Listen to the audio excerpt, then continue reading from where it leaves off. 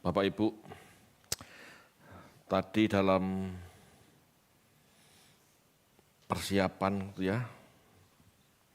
saya ngobrol sama Tina. Mau menyampaikan khotbah yang benar-benar murni itu berat rasanya. Kita sudah bergereja 7 tahun lebih ya. Saya sudah khotbah di depan Anda 7 tahun lebih. Sebetulnya sudah tidak ada masalah, biasa. Tetapi setiap kali mau menyampaikan kebenaran, itu dada tuh sesek rasanya. Kenapa? Ya, karena melawan arus. Bukan masalah dianggap sesat, bagi saya sudah tidak masuk dalam hitungan, sudah dianggap sesat, terserah gitu ya.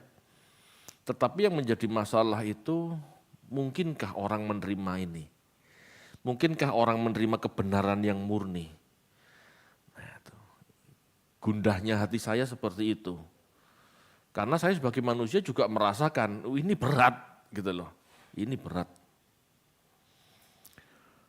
Lagu tadi saya request memang, ya saya minta supaya kita pada saat menyanyi lagu ini juga mau berpikir, benarkah kita mau menyenangkan hati Tuhan? Karena menyenangkan hati Tuhan itu bukan hal mudah. Seringkali kita masih salah menyenangkan hati Tuhan. Menyenangkan hati Tuhan itu bukan hanya masalah berpikir tidak cabul, bersikap tidak pelit, bukan hanya itu. Bukan hanya itu. Menyenangkan hati Tuhan itu sulit Bapak Ibu. Nah, kita akan bahas sulitnya di mana ini salah satunya. Salah satu ya, bukan semua. Ini salah satu narasi yang membuktikan menyenangkan hati Tuhan itu sulit. Matius 8 ayat 23 sampai dengan 27, silahkan. Matius 8 ayat yang ke-23 sampai yang ke-27. Lalu Yesus naik ke dalam perahu dan murid-muridnya pun mengikutinya. Sekonyong-konyong mengamuklah angin ribut di danau itu sehingga perahu itu ditimbus gelombang. Tetapi Yesus tidur. Maka datanglah murid-muridnya membangunkan dia. Katanya, "Tuhan, tolonglah kita binasa." Ia berkata kepada mereka, "Mengapa kamu takut, kamu yang kurang percaya?" Lalu bangunlah Yesus menghardik angin dan danau itu, maka danau itu menjadi teduh sekali. Dan heranlah orang-orang itu katanya, "Orang apakah dia ini sehingga angin dan danau pun taat kepadanya?"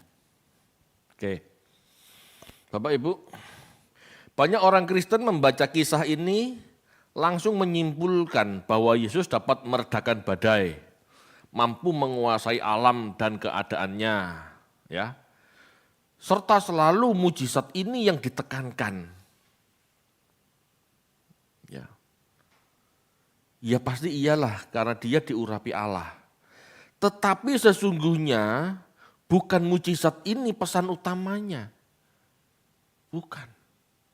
Pesan utama dari pembacaan Matius 8, 23 sampai 27 itu bukan masalah mujizat. Mujizat tidak usah diperkarakan karena Yesus sudah diberi urapan oleh Allah, diberi karunia, disertai Allah. Itu bukan masalah dan enggak perlu ditekankan. Yang perlu ditekankan adalah perkataan Yesus, "Mengapa kamu takut, kamu yang kurang percaya?" Kalimat ini tadi dibaca oleh Pak Menlu, itu sebetulnya berasumsi, ya itu sebetulnya mengasumsikan Yesus itu sabar. Betul ya Pak Menlu ya? Sebetulnya kan enggak seperti itu juga. Yesus tuh kalau malam banting meja, bener enggak? Dan sebetulnya kalimat ini tidak selembut itu. Yesus marah. Yesus nesu nih sama murid-muridnya sebetulnya. Seharusnya kita tidak ikut-ikutan respon murid yang penakut, yang langsung membangunkan Yesus dan minta mujizat. Itu bukan iman, itu pengecut sebetulnya. Yesus marah karena mereka pengecut.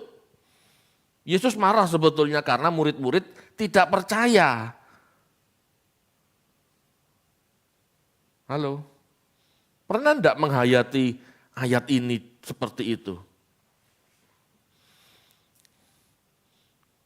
Narasi ini bukan tentang hebatnya Yesus membuat mujizat. Narasi ini tentang bagaimana Yesus marah terhadap murid-muridnya yang kurang percaya. Jika kita mau menjadi seperti Yesus, seharusnya kita tahu kehendak Yesus atas kita itu apa. Yang dilihat cuma Yesus buat mujizat, Yesus meredakan badai. Itu pola pikir deso, ya jelas iyalah wong diurapi Allah kok. Gitu loh. Yang jadi masalah, apakah murid-murid mengerti kehendak Allah? Apakah murid-murid mengerti maunya Yesus apa? Dibanguni, minta tolong supaya badainya reda, malah Tuhan Yesus marah. Bapak Ibu, kalau kita skenario yang lain di kisah tersebut sebetulnya bisa terjadi beberapa respon ya. Kita bahas yuk. Yang pertama, yang tertulis jelas, mereka takut dan membangunkan Yesus minta ada mujizat. Betul ya? Lalu Yesus meredakan badai. Tapi Yesus menegur mereka. Jelas menegur mereka. Istilahnya kalau pakai komentar zaman sekarang, tingkahmu enggak keapian, istilahnya gitu loh. Ngapain bangunin aku, cuman nyuruh meredakan badai.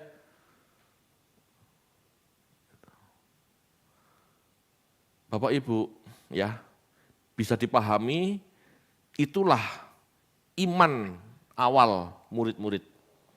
Itulah iman murid-murid pada mulanya, gitu ya. Pada mulanya, iman mujizat, iman untuk menyenangkan dirinya, iman untuk menenangkan dirinya. Itu iman mula-mula para murid yang ditegur oleh Yesus, yang dicelatu oleh Yesus. Kalau kepingin marem, nah gitu ya. Tolong dihayati ini. Skenario kedua, bisa jadi jika respon murid-murid tidak membangunkan Yesus, ya ini murid-murid tidak membangunkan Yesus, murid-murid diam saja, Yesus bangun sendiri karena badai semakin keras, betul ya? Kemudian Yesus memuji iman murid-muridnya.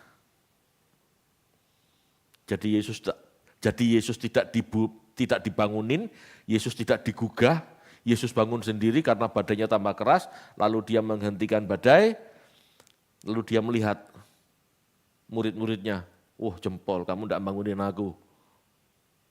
Ngerti ya? Itu tanda percaya. Contoh kalau murid-murid ngikut sikap yang seperti ini, tidak membangunkan Yesus, dan Yesus turun tangan untuk melakukan mujizat sendiri, itu contohnya Sadrah, Mesah, Abednego, itu sama. Ditolong, tidak ditolong oleh Tuhan, aku tidak akan menyembah patung Nebukadnezar.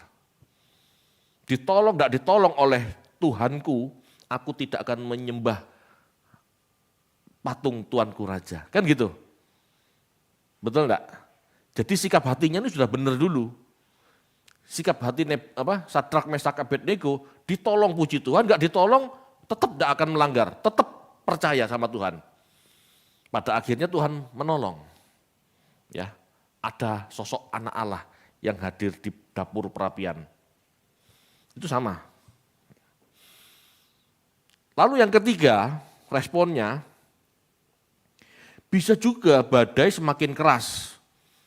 Yesus tetap tidur dan akhirnya kapal tenggelam. Bisa enggak? Ya bisa, namanya badai tambah keras, Yesusnya tidur terus, murid-murid enggak berani bangunin atau enggak bangunin. Lama-lama kapalnya tenggelam. Mungkin enggak? Berarti Yesus enggak menolong murid-muridnya, Pak. Mungkin enggak itu? Ya mungkin, akhirnya tenggelam. Dan jangan dipikir ini tidak terjadi Bapak Ibu.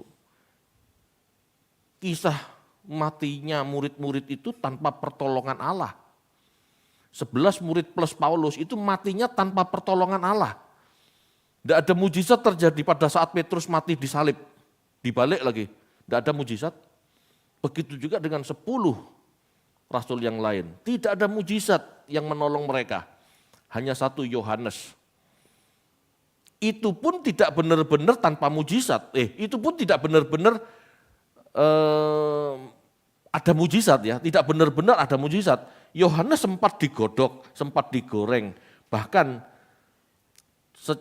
secara tradisi gitu ya. Yohanes keluar dari Patmos itu sempat dikubur hidup-hidup, disisain kepala, lalu dilemparin batu. Itu Yohanes. Bapak Ibu, pada akhirnya 11 murid itu tenggelam tanpa ada pertolongan Allah, tanpa ada mujizat. Halo. Kalau dari kisah ini, kira-kira yang menyenangkan Allah yang mana? Murid-murid minta tolong atau murid-murid tidak minta tolong? Halo. Mana yang kita pilih? Tetap nomor 1 seperti murid-murid yang ditegur Tuhan, atau kita memilih nomor 2 atau bahkan nomor 3? Percaya kepadanya apapun yang terjadi. Pertanyaannya Bapak Ibu, yang mana yang menyenangkan hati Tuhan? Yang mana yang menyenangkan hati Tuhan? Murid-murid minta mujizat atau murid-murid tidak minta mujizat? Yang mana yang menyenangkan hati Tuhan?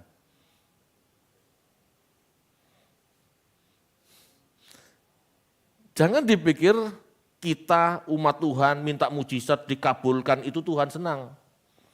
Enggak. Untuk awal-awal perkenalan oke lah, karena dianggap anak-anak. Mah minta permen, dikasih permen. Tapi kalau anak saya sudah besar, sudah kerja, mah minta permen. Loh emangnya kamu gak punya uang? Emangnya kamu gak bisa menghasilkan uang sendiri sehingga permen pun minta mama? Apa mama senang? Mama yang sakit kalau senang dimintain kayak gitu. Kenapa? Ya membiarkan anaknya terus kanak-kanak, gak pernah dewasa. Halo? Masalahnya kan gitu.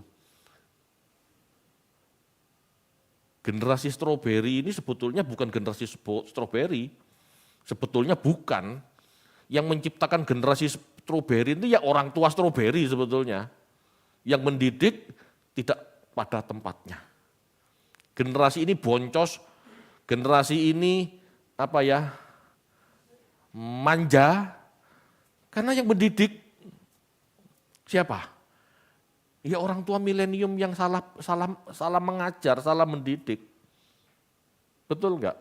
Jangan selalu disalahkan generasi stroberinya atau orang-orang yang anak-anak yang lahir 10-20 tahun terakhir ini. Yang salah yang mendidik mereka jadi seperti itu siapa? Sama Allah pun enggak kepingin Bapak Ibu, kita umat Tuhan selamanya kanak-kanak, selamanya minta tolong, selamanya minta mujizat. Tuhan marah. Sesungguhnya kisah ini hendak menyatakan hidup bersama Tuhan, hidup menyertai pekerjaan Tuhan bukan berarti tidak ada badai. Bukan berarti tidak ada masalah atau tantangan. Jelas masih ada. Bahkan besar tantangannya seperti gelombang di danau itu. Bagaimana respon kita? Itu yang penting. Bukan mujizatnya yang penting.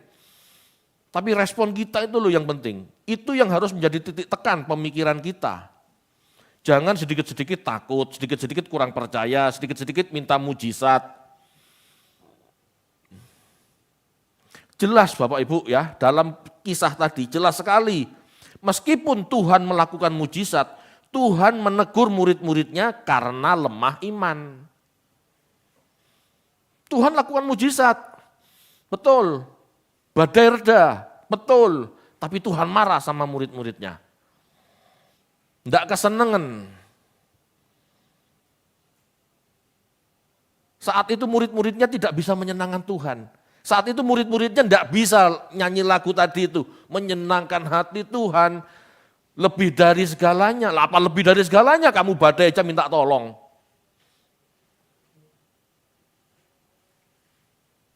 Halo? Coba ayo renungkan pikiran kita. Saya ngomong begini bukan berarti Tuhan tidak boleh dimintain tolong. Tetapi ayo lihat usia rohani kita. Masihkah harus Tuhan buat mujizat? Tidakkah kita bisa dewasa dan belajar menghayati apa kehendak Tuhan dalam hidup kita? Mengapa kamu takut? Kamu yang kurang percaya. Kalimat ini bisa disamakan dengan kalimat ejekan sebetulnya. Kenapa kamu jadi pengecut? Kenapa kamu takut? Itu sama dengan pengecut. Deilos, coward. Ya, fearful, coward, pengecut artinya. Tuhan gak suka loh murid-muridnya itu pengecut. Tuhan gak suka murid-muridnya itu jadi pengecut. Kita itu dilatih Tuhan menjadi manusia yang tangguh. Jadilah, hendaklah kamu sempurna. Itu manusia dewasa maksudnya. Makanya kadang-kadang ya jangan terlalu terikat sama satu definisi. Hendaklah engkau sempurna seperti Bapamu di surga sempurna. Betul, maksudnya itu teleos itu sempurna, tetapi juga bisa diartikan dewasa. Bahkan kita memahami dewasa itu lebih jelas daripada sempurna. Betul enggak? Hendaklah kamu sempurna seperti Bapakmu sempurna. Hendaklah kamu dewasa seperti Bapakmu dewasa. Itu betul. Dulu saya berpikir itu salah, ternyata betul. Sempurna adalah titik puncak kedewasaan. Itu. Allah menghendaki kita dewasa Bapak Ibu. Enggak jadi kanak-kanak terus yang selalu minta tolong mujizat.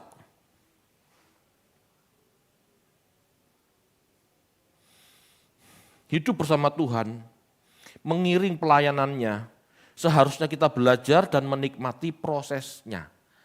Kita harus menikmati prosesnya, jatuh, bangun, suka, duka, harus kita nikmati, harus kita perkarakan. Ada masalah, ada tantangan gitu ya. Itu harus ada, sebab tujuan proses Tuhan ini adalah mendewasakan iman kita. Tujuan jadi Kristen Bapak Ibu, kita didewasakan oleh Tuhan. Tujuan jadi Kristen itu bukan dapat mujizat, bukan dapat berkat, bukan. Tetapi pendewasaan. Sehingga kita bisa seperti Bapak di sorga. Cara berpikirnya bisa seperti Bapak di sorga. Enggak selalu kanak-kanak. Tujuan proses ya, sebab tujuan proses Tuhan bagi kita adalah mendewasakan iman. Bagaimana kita mempercayai Allah itu baik dalam segala rencananya, itulah yang penting. Bagaimana kita bisa percaya Allah bahwa dalam segala perkara, termasuk situasi badai, situasi buruk, kita tetap percaya Tuhan memandang kita, Tuhan tidak lepaskan pandangannya, dan Dia menantikan kita menjadi dewasa. Harusnya kan begitu. Enggak selalu dalam badai masalah, Tuhan tolong mujizat, Tuhan tolong mujizat. Harusnya enggak seperti itu, Tuhan marah. Hai kamu pengecut, hai kamu yang enggak percaya. Tuhan ingin kita percaya Allah. Apapun kondisinya, Tuhan kontrol, Tuhan yang pegang. Meskipun kelihatannya nggak nyaman, menyakitkan, jangan takut. Nggak usah minta mujizat, nikmati saja prosesnya sehingga pada akhirnya kita menjadi lebih bijaksana. Itu loh maunya Tuhan. Itu lebih penting daripada mujizat.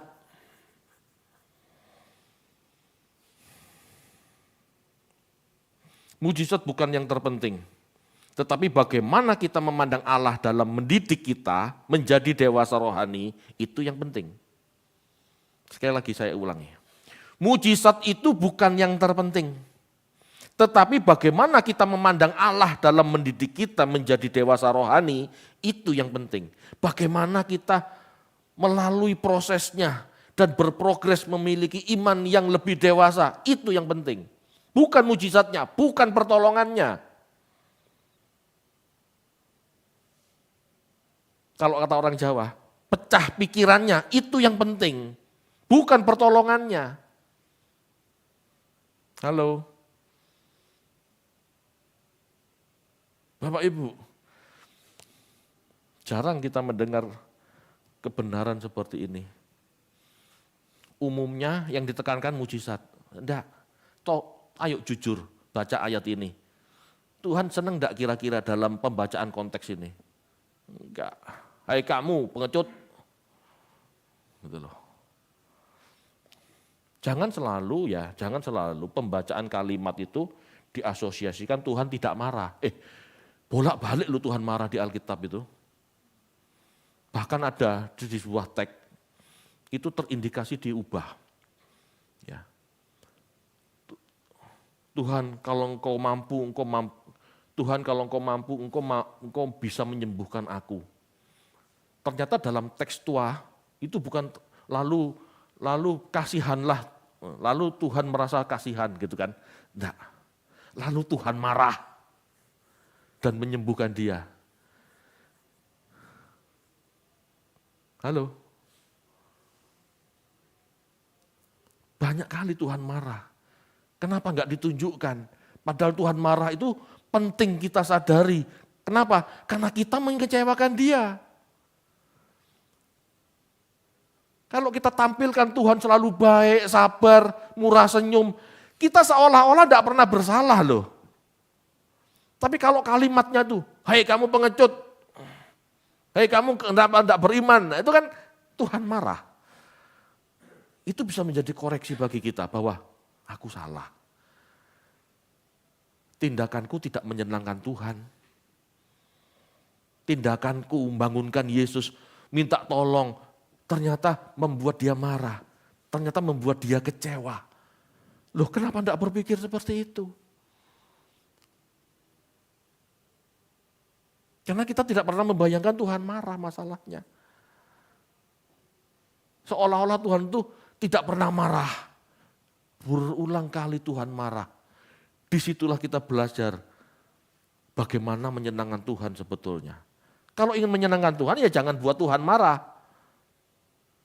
Betul enggak? Kan gitu cara berpikirnya. Jika hal ini tidak kita pahami, maka pengalaman rohani bersama Tuhan menjadi sia-sia Bapak Ibu. Kita tidak akan pernah menjadi dewasa. Karena selalu berpikir kalau minta mujizat Tuhan senang. Enggak pernah seperti itu. Pengalaman rohani bersama Tuhan menjadi sia-sia karena kita berpikir mujizat itu selalu menyenangkan Tuhan. Tuhan tidak senang dengan melakukan mujizat karena anak-anaknya ini cemen, kanak-kanak. Betul enggak? Pak cewek, anak TK, maklum. Anak SMA, Pak cewek, diapain enaknya? Ayo Bapak Ibu. Memahami firman Tuhan tidak mudah. Kalau tidak jujur pasti kepleset. Menghentikan badai, meminta Tuhan menghentikan badai itu bukan iman. Bahkan saat badai itu berhenti, itu pun bukan iman. tetapi percaya kepada Tuhan dalam menjalani masalah dan tantangan hidup sampai pada akhirnya, itulah iman. Bahkan jika perlu tenggelam bersama Tuhan, itulah iman. Seperti Abraham, sampai pada detik-detik kematiannya dia tidak melihat kota yang dijanjikan. Pada sampai Abraham mau meninggal, dia nggak melihat bangsa yang besar. Tapi dikatakan di Ibrani, dia bapak orang percaya. Kenapa? Dia nggak mundur, dia nggak kembali ke Ur. Meskipun dia mati, dikatakan Alkitab, dia mati dengan tidak mendapatkan janji itu. Dia tetap percaya, itu loh iman.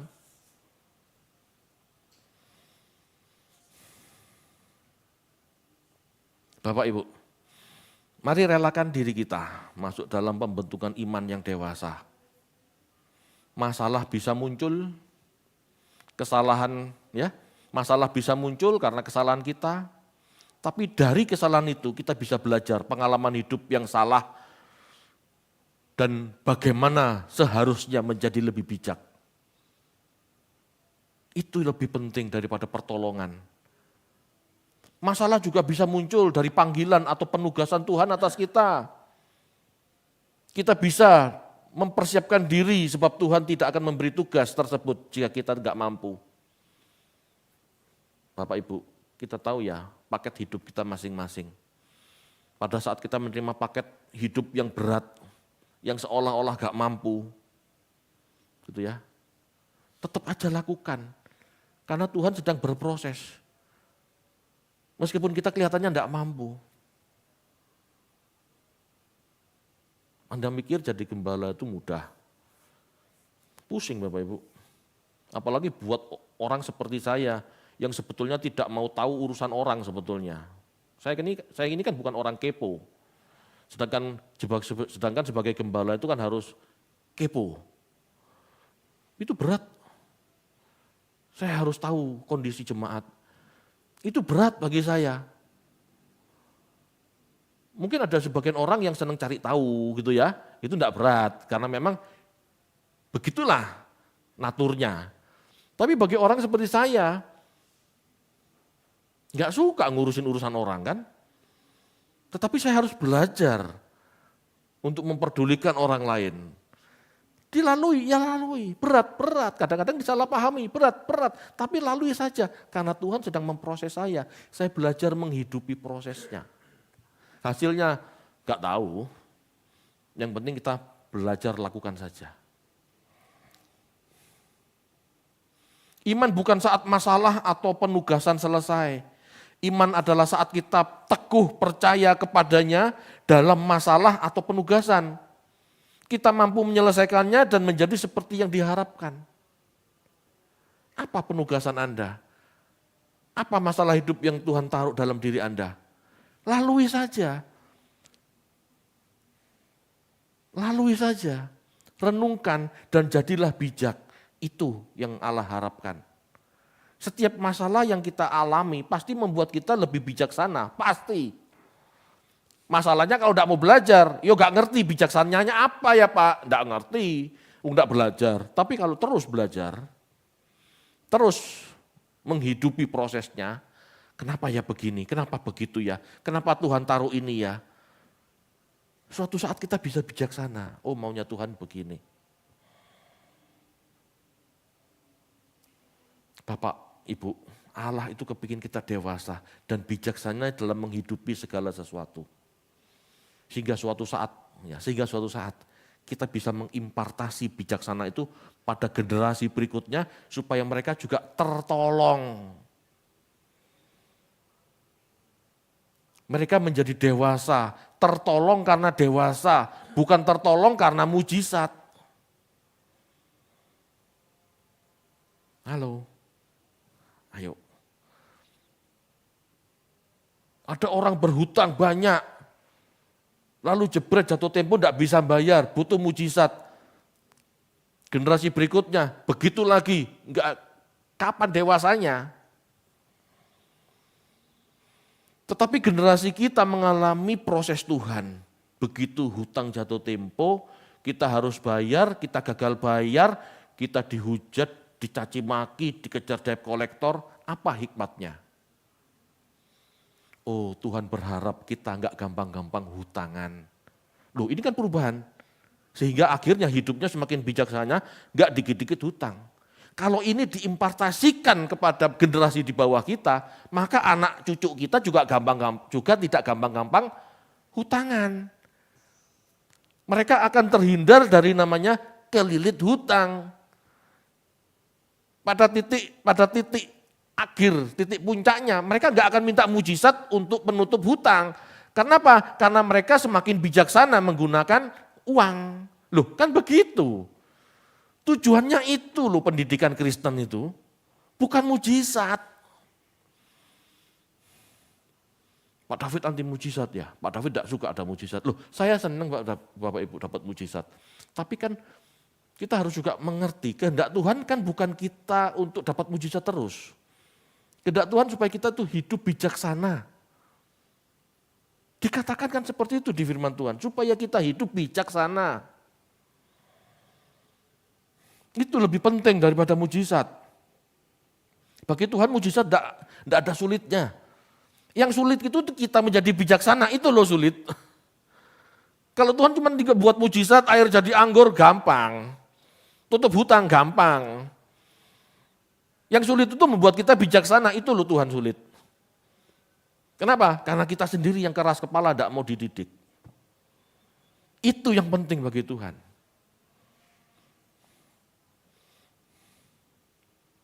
Bapak Ibu, jangan dipikir itu hanya terjadi pada kita. Yesus sebagai manusia juga diuji dalam hidupnya. Ya, kita baca yuk. Lukas 22 ayat 41 sampai 44.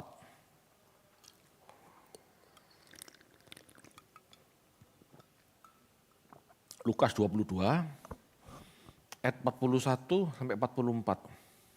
Lukas 22 ayat yang ke-41 sampai 44. Kemudian ia menjauhkan diri dari mereka kira-kira sepelempar batu jaraknya. Lalu ia berlutut dan berdoa katanya, "Ya Bapakku, jikalau engkau mau, ambillah cawan ini daripadaku. Tetapi bukan kehendakku, melainkan kehendak-Mu lah yang terjadi."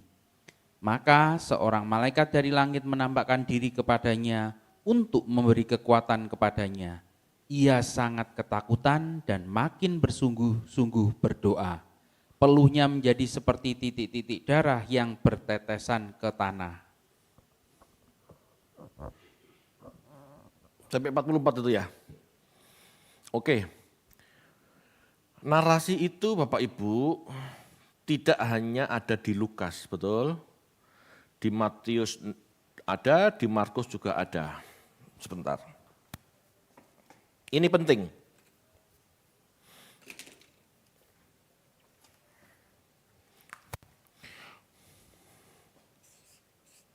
Lukas 22 ayat 41 sampai 44. Ini sejajar dengan Matius 26 ayat 39 sampai 46. Sejajar dengan Markus 14 35 42. 14 35 sampai 42. Kisah tentang Yesus memohon kepada Bapa supaya cawan ini berlalu daripadanya itu tertulis di 3 Injil. Ya, berarti Yesus memohon supaya cawan ini berlalu. Ya, kisah ini kokoh. Tetapi aneh.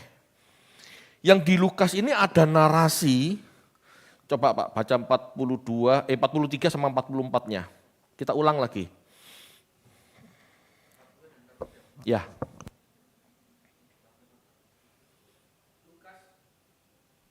Lukas 22 ayat 43 dan 44. Maka seorang malaikat dari langit menampakkan diri kepadanya untuk memberi kekuatan kepadanya.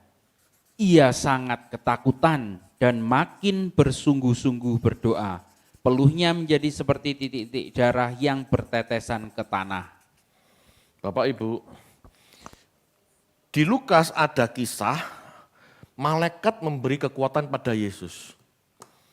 Betul Pak Menlu ya?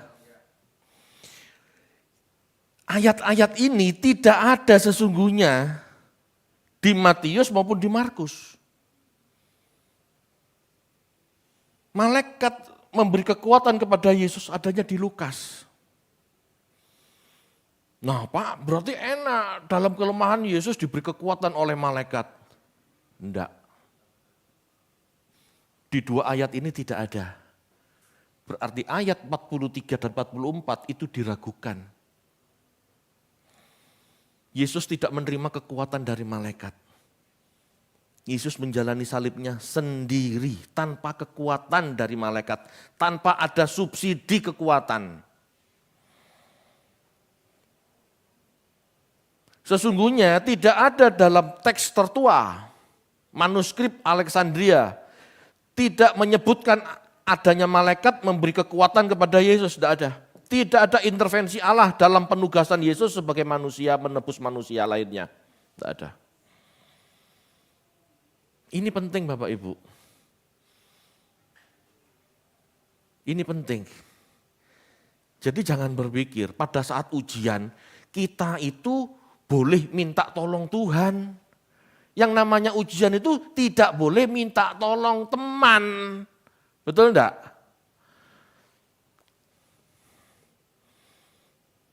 Pertolongan Allah gitu ya. Itu nyata. Tetapi tidak pada saat ujian. Pada saat ujian kita harus berjuang sendiri sampai menunaikan tugas, sampai menunaikan ujiannya dengan selesai, lalu dinyatakan lulus atau tidak lulus, kan begitu. Ada enggak ujian dibantu Pak Guru? Tidak ada. Sama. Begitu pula kita, pada saat kita ujian, kita ini benar-benar sendiri loh. Kenapa? Karena Tuhan ingin melihat kedewasaan kita. Tuhan ingin melihat hasil belajarmu seperti apa, David. Setiap ujian ada risiko kegagalan, tetapi tidak mungkin guru memberi contekan. Ya, pada saat ujian tidak mungkin guru memberi contekan. Itu sebabnya setiap ujian murid selalu jalan sendiri. Tuhan sebagai guru yang menolong itu saat pelajaran berlangsung Bapak Ibu. Saat kita belajar, Tuhan menolong, memberi penjelasan, memberi pengertian. Tetapi pada saat ujian, kita seolah-olah, mana Tuhan, kok aku sendiri ya? Ya iya memang kamu sendiri karena kamu ujian. Halo, bisa enggak mengerti ini?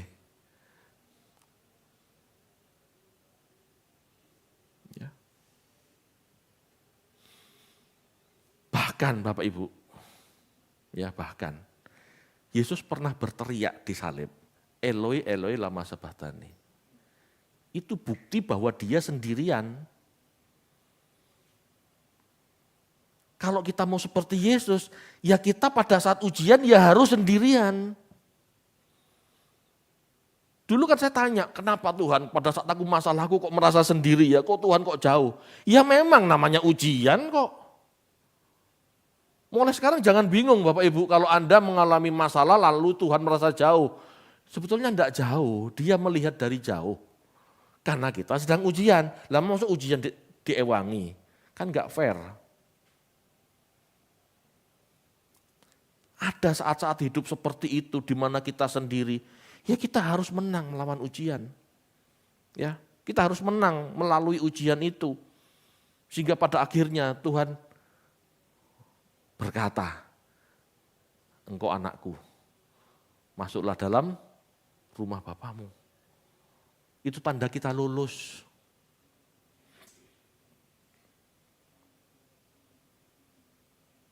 Mengiring Tuhan dalam ketidakpastian, itulah iman. Sebab percaya pada sesuatu yang pasti, itu tidak membutuhkan iman. pada saat dunia gelap, rasanya kita berjalan sendiri, kita punya masalah menimpa gitu ya. Kita seolah-olah sendiri, seolah-olah Tuhan tidak ada. Ya memang karena kita sedang ujian. Tetapi hasil ujian itulah yang ditunggu Tuhan. Kamu berhasil atau gagal? Bagaimana pelajaranmu? Kamu dulu belajar serius enggak? Kok sampai gagal? Kan begitu. Tuhan tuh ingin Bapak Ibu melihat anak-anaknya tuh lulus ujian. Sama seperti Yesus lulus ujian, Bapak senang. Begitulah menyenangkan Bapak. Bagaimana menyenangkan Bapak? Kita lulus ujian, itu Bapak senang. Jangan cuma bisa nyanyi menyenangkan hati Tuhan, tapi dikit-dikit minta mujizat. Menyenangkan hati Tuhan bagaimana caranya? Kita lulus ujian. Kita belajar tekun, pada saat ujian kita bisa lalui dengan tabah, dengan kuat. Disitulah Bapak disenangkan.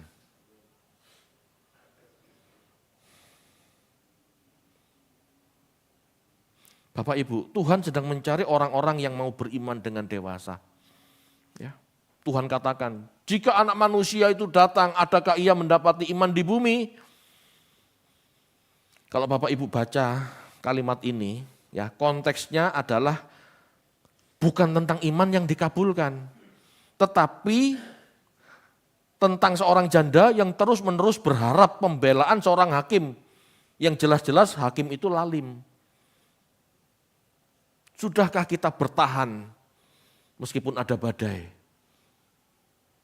Kita percaya Tuhan punya rencana yang indah meskipun badainya tambah banter, meskipun badainya tambah parah, gelombangnya tambah tinggi. Tidakkah kita percaya dengan tidak membangunkan Tuhan, dengan tidak minta tolong, tetapi belajar Tuhan apa maumu. Dan akhirnya kita bisa selesaikan masalah itu tanpa mujizat. Itu loh kedewasaan, itu loh pendewasaan, itu loh yang Tuhan nantikan.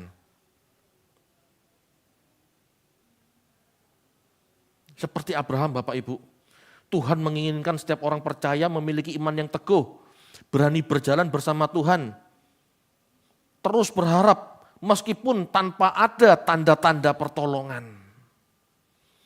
Abraham tidak kembali, meskipun tidak ada tanda-tanda janji itu nyata. Itu loh iman. Yesus tetap naik ke salib. Bahkan dia merasa sendiri di salib.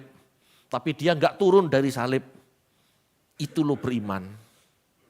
Dia menyelesaikan tugas penebusan dengan tuntas. Dengan kekuatannya.